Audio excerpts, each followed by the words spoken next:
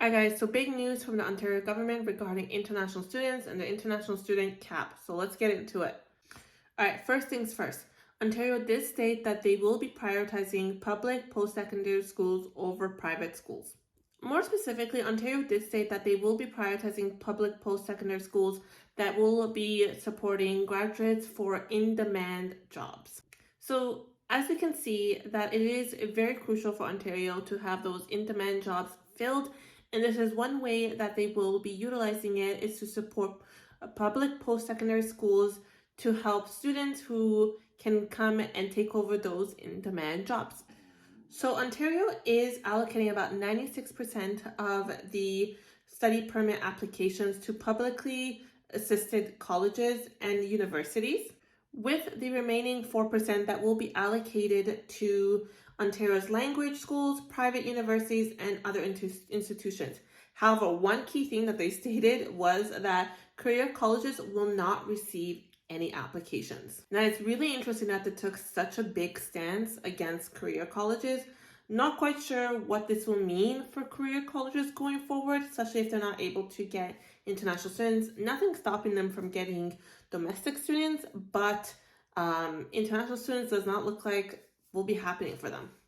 So applications will be allocated to institutions based on the following criteria. So number one, prioritize programs in the following high demand areas, including skilled trades, health, human resources, STEM, hospitality, and childcare, and cannot exceed the institution's 2023 permit levels. And as a final backstop, the ratio of the international permits cannot exceed 55% exclusive of high demand areas of the institution's 2023 first year domestic enrollment. It seems that they're making it a point that international students cannot exceed the level of domestic students. This might look a little different for institutions who've had higher level of international students and a lower level of domestic students. Next, the French language enrollment will also be prioritized as employers compete for workers with French language skills. So they're prioritizing French language skills, and that is actually been something that the government of Canada has been prioritizing, especially in the recent pathways that they're trying to create, or to emphasize more on programs that are bringing in French speakers. So it seems that Ontario is also taking that pathway as well. And then it further went into the fact that most international students will be requiring provincial attestation letters, and they will have to require that from the admissions office. Ontario government is also taking action to ensure that international students have a rewarding and a positive experience in their post-secondary school, and these are the actions that they were taking.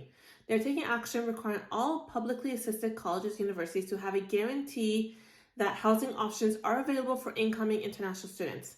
They've also invested over $32 million in 2023 to 2024 to support the mental health of all post-secondary students. This includes funding provided directly to post-secondary institutions through multiple grants. And lastly, introduce the Strengthening Accountability and Student Supports Act that would, if passed, help to enhance the student experience by putting in place additional measures to support mental health, safe and inclusive campuses, and allow for increased transparency of fees benefiting all students, including international students.